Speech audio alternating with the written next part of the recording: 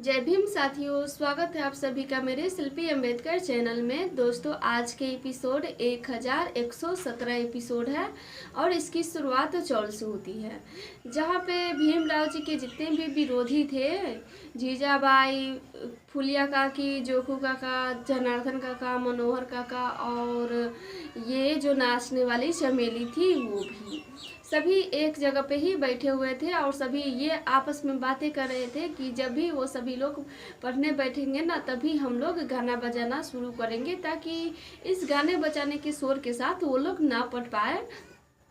तो उन लोगों की बस यही योजना थी। वो लोग देखते हैं कि अभी कोई पढ़ने नहीं बैठे हुए हैं, तो इसीलिए वो लोग भी बैठे हुए थे। और साथ में जोखू काका फुलिया काकी से कहते हैं कि फुलिया, तुम चमेली को ले जाओ, ये थोड़ा सा आराम कर लेगी और साथ में तुम इसको खाना भी खिला देना, इसीलिए तुम इसको ऊपर ले जाओ। तो फुलिया काकी भी उनको ऊपर ले जाती है खाना खिलाने के लिए, तो चमेली भी उनके साथ जाती है। जिसके बाद धीरे धीरे करके वहाँ से जीजाबाई, करुणा ये सभी चले जाते हैं। लेकिन जब जोखू काका और जनार्दन, मनोहर ये सभी बैठे हुए थे, तो वहीं पे नंदू काका आते हैं और उनको समझाते हैं कि जोखू भाव ऐसे मत करो, कभी तो तुम भीमराव को समझो कि वो तुम लोगों के लिए, हमारे समाज के लिए कितना कुछ करता है। तो कम से कम उनकी बातों का तो थोड़ा सा अपने ऊपर प्रभाव डालो, उनकी बात भी सुन लो। लेकिन नहीं, आप लोग ऐसा करना ही नहीं चाहते हैं। और शायद आप लोगों को पता नहीं है, ये मेघनाथ बस आप लोगों को अपना हथियार बना रहे हैं और कुछ भी नहीं है। वो जैसे आप लोगों को नचा रहे हैं, वैसे आप लोग नचते जा रहे हैं। वो बस आपका इस्तेमाल कर रहे हैं।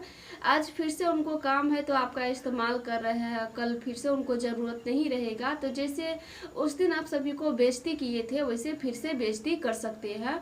इसीलिए आप लोग अभी भी सुधर जाइए और भीमराव का भी समर्थन कीजिए। जिसके बाद जोखू काका कहते हैं कि मुझे कोई फ़र्क नहीं पड़ता है कि मुझे, मेरा और हम लोगों का कौन इस्तेमाल करते हैं, उससे मुझे कोई फ़र्क नहीं पड़ता है। लेकिन हाँ, भीमराव हम लोगों का भी दुश्मन है और कभी भीमराव हम लोगों का भला नहीं चाहा है और हम सब बस उनसे दुश्मनी ही निभाना चाहते हैं। नंदू काका के इतना समझाने के बावजूद भी वो लोग नहीं समझ रहे थे। उनको तो बस भीमराव जी से नफरत थी और वो बस अपना दुश्मनी निकाल रहे थे। लेकिन वहीं दूसरी तरफ मेघनाथ यही सोच के वो ज़्यादा खुश हो रहे थे और शिक्षा अधिकारी और उनके साथ जो बैठे हुए थे पुलिस अधिकारी उनको बता रहे थे कि कैसे बेवकूफ़ लोग हैं भीम के विरोधी और चौल वाले।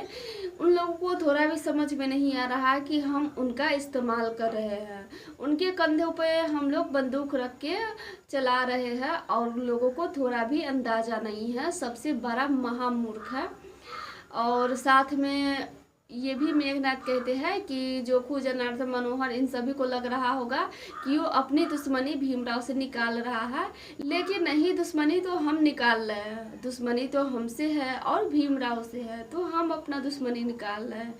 लेकिन उन लोगों को कौन समझाए, वो किसी का बात सुनते भी नहीं है क्योंकि वो सबसे ज़्यादा मूर्ख लोग हैं।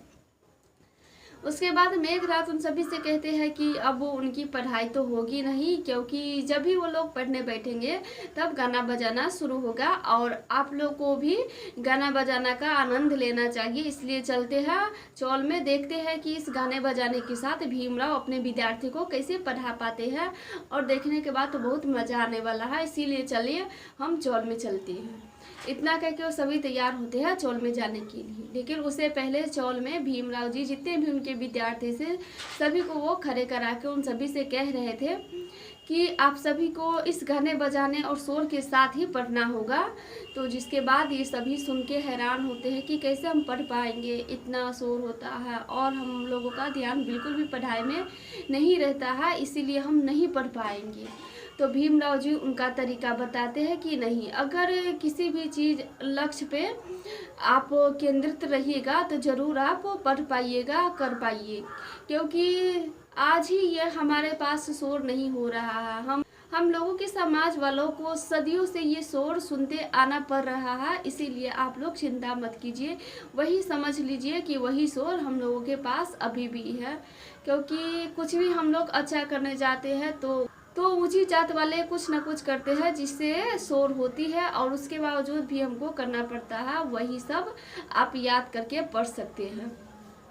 जिसके बाद भीमराव जी उनको कहते हैं कि मैं आप सभी को एक तरीका बताता हूँ, आप लोग बस एक जगह पर ध्यान लगाइएगा, और आप लोगों का पूरा ध्यान पढ़ाई पर जब आ जाएगा तो आप लोग बोलिएगा कि अब मुझे पढ़ाने के लिए। तो शिशुपाल जी और रामा आप लोगों को पढ़ाना शुरू करेंगे, तो ऐसे में आप पढ़ाई कर सकते हैं।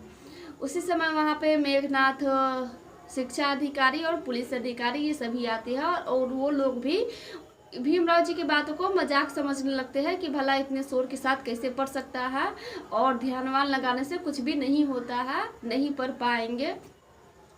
तो चलो आज हम भी देख ही लेते हैं कि कैसे तुम इस शोर के साथ पढ़ाते हो। वो सभी लोग वहाँ पे बैठ जाते हैं, लेकिन जिसके बाद भीमराव जी अपने विद्यार्थी को कहते हैं बैठने के लिए, और वो भगवान बुद्ध का मंत्र जाप करने लगते हैं ताकि उन सभी का ध्यान एकदम से एकांत हो जाए। और सच में ऐसा ही होता है। कुछ देर तक भगवान बुद्ध का मंत्र जाप करने के बाद ये सभी को थोड़ा भी शोरगुल सुनाई नहीं देता है, जबकि वहाँ पे गाना बजाना सब हो रहा था, और नाचने वाली चमेली थी वो भी डांस कर रही थी, और जोखू, जनार्दन, मनोहर, बाला ये सभी अपना बाजा सब बजा रहे थे। लेकिन उसके बाद इन लोगों को कुछ भी सुनाई नहीं दे रहा था। ऐसे ये लोग एकांत हो जाते हैं ध्यान लगाने के बाद। और जब इन लोगों का मन एकदम से एकांत हो जाता है तो ये खुद ही आंख खोल के कहते हैं कि अब हम लोगों को पढ़ाइए, हम सब पढ़ने के लिए तैयार हैं। तो यह सुन के भीमराव जी को भी बहुत अच्छा लगता है कि ये सभी अब पढ़ने के लिए तैयार हैं। तो जिसके बाद शिशुपाल जी और रामा जी इनको गिनती सिखाती है। ये 3 का 3 जो होता है वो पहाड़ा इन सभी को सिखाती है। तो जिसके बाद सीख लेते हैं वो सभी लोग। लेकिन अब ये प्रूफ कैसे हो कि ये सभी लोग इतना शोरगुल में सीखे भी है या नहीं।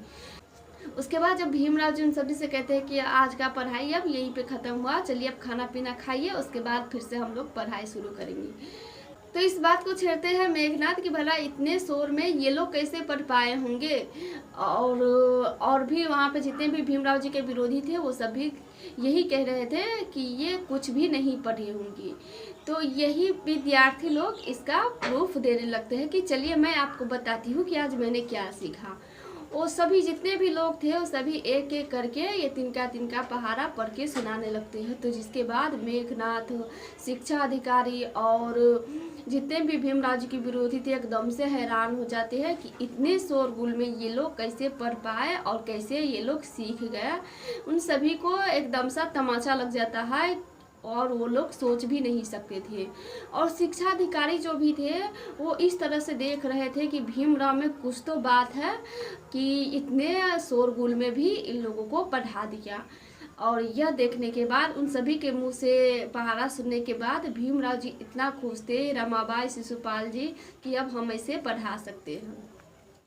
अब दोस्तों इसके बाद आगे क्या होने वाला है ये मैं अगले एपिसोड में बताऊंगी, क्योंकि आज का एपिसोड यहीं पे समाप्त हो जाती है।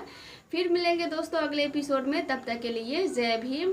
और हाँ दोस्तों, अगर आपको मेरी वीडियो अच्छी लगती है तो प्लीज़ एक लाइक ज़रूर कर दीजिएगा, और ज़्यादा से ज़्यादा वीडियो को शेयर कीजिएगा दोस्तों, क्योंकि बहुत सारे लोग अभी तक नहीं जुड़ पाए हैं। और आप सभी को बता दें कि पहले मेरे पास 12,000 साढ़े 12,000 सब्सक्राइबर थे, लेकिन अभी 1900 के ही करीब में है। तो आप लोग अंदाज़ा लगा सकते हैं कि कितने लोग अभी तक जुड़ नहीं पाए हैं। वो बहुत सारे लोग जो पहले एपिसोड देख रहे थे लेकिन अभी नहीं देख पाते हैं। तो आप लोगों से बस यही मेरी विनती है कि आप लोग ज़्यादा से ज़्यादा वीडियो को शेयर कीजिएगा ताकि सभी लोग देख पाए। तो फिर मिलेंगे दोस्तों अगले एपिसोड के साथ, तब तक के लिए जय भीम।